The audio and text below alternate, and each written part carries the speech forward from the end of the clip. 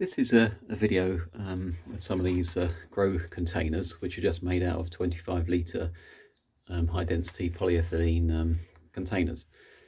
There's a laser cutter that uses distilled water. I think it's for the cooling on their laser cutters, the machines. So what I'm doing here is it's just a quick, easy to use, easy to grow container. Doesn't have any real cost, but I've finished growing sunflowers. They were really gorgeous. They're about 8 foot tall. Just did their thing, and then I've got the sunflower heads. So I'm just going to dry these out and then feed these to the finches and the birds in the garden.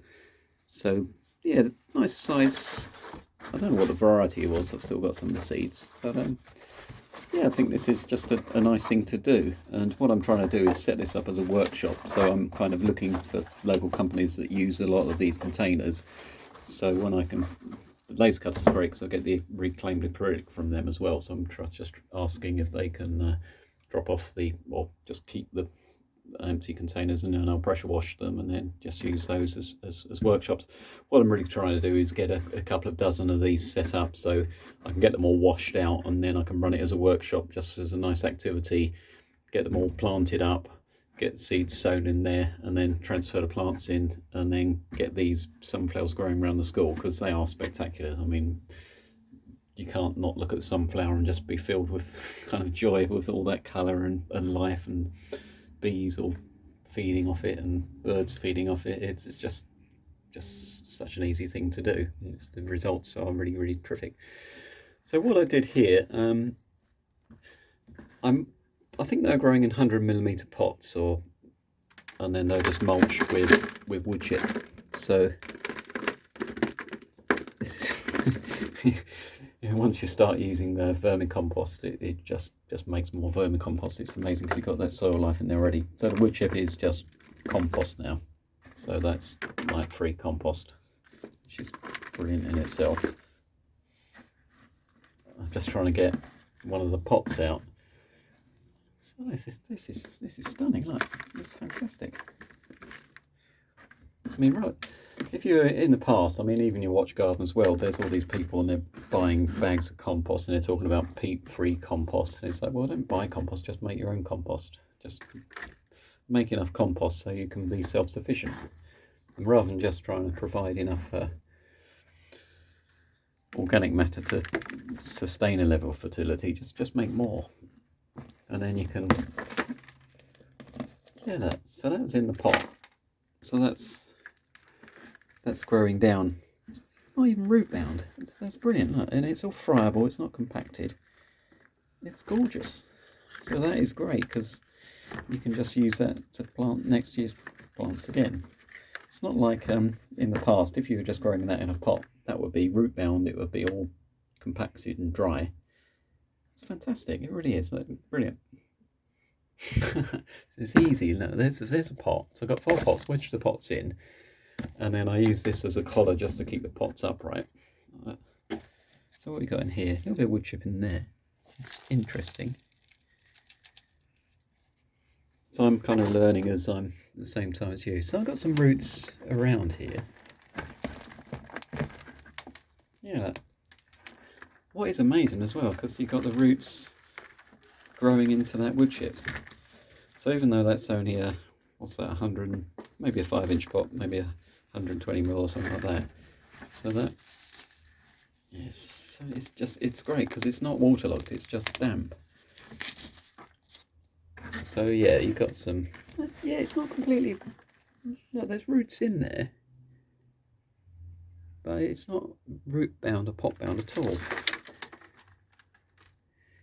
So that's the top container. There were some big worms I could see on top. But what's amazing is that there aren't that many worms because because they've kind of done their thing. So I'll just tip this out. What I do enjoy about this is you can kind of, you sow your seeds into a plug tray or something like that, hoik the plants out, put them in a bit of compost because you've got loads of compost, put them on there into a 100mm, 120mm pot, and then just stand them in there, and then that's good for the whole year.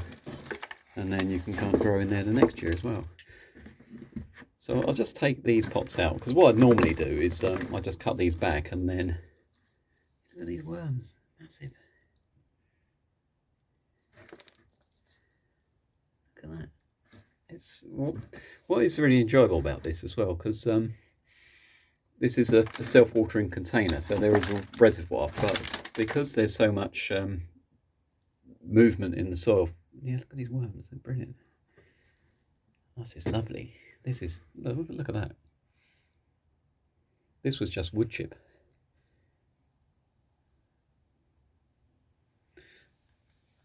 So I might have to put the phone down, just lift this off. Yeah, so you've got the roots going down into the reservoir itself.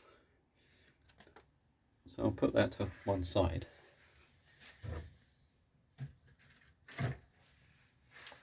So what I'm really trying to achieve through this is that you can just plant into that pot, and then that's good. You don't have to water it, you don't have to repot, you don't have to pot these on. And I didn't really think it would be quite successful in terms of the root growth around and also from the stem above into that wood chip.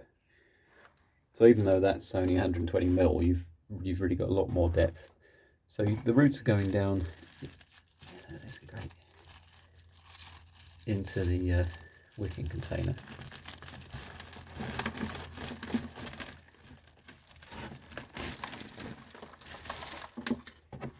So this that capillary matting is just superb, because it's a capillary wick, but then you've actually got the roots themselves, so the roots are alive and they're siphoning through.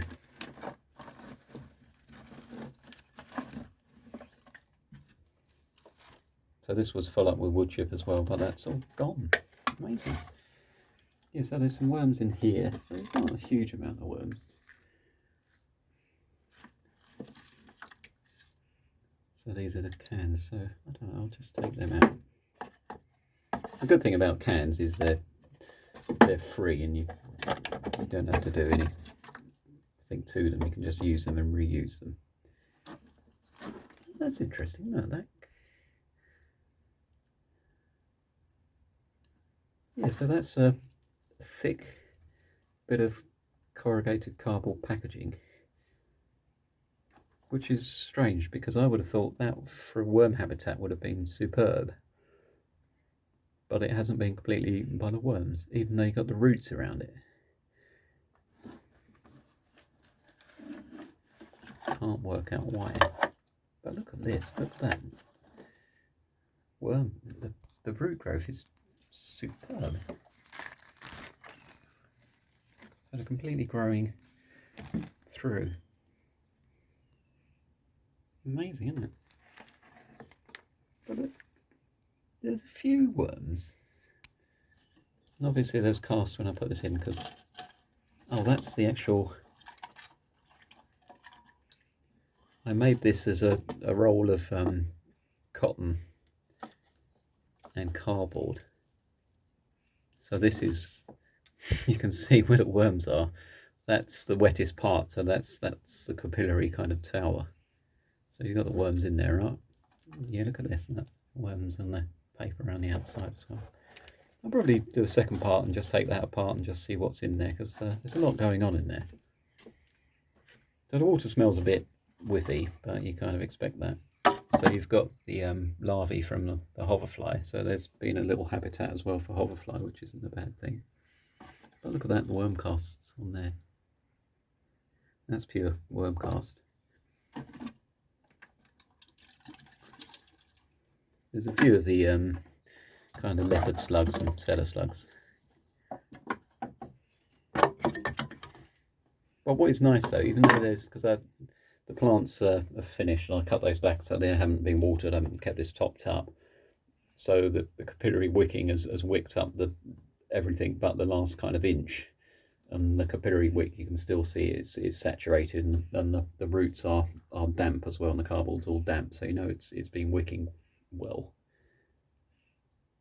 But yeah, that's good. But it's strange, that cardboard isn't, yeah, the worms are eating it. You can see the worm there. So they're in there. I think that's fascinating. But that, as a capillary wick, perhaps it's just taking too much moisture away. You've got the wood lice in the drier parts. Oh, terrific root development, look at that, amazing. Fantastic. So it's interesting. So I'll take this away and then I'll do another video of the contents of that little capillary kind of wicking tube.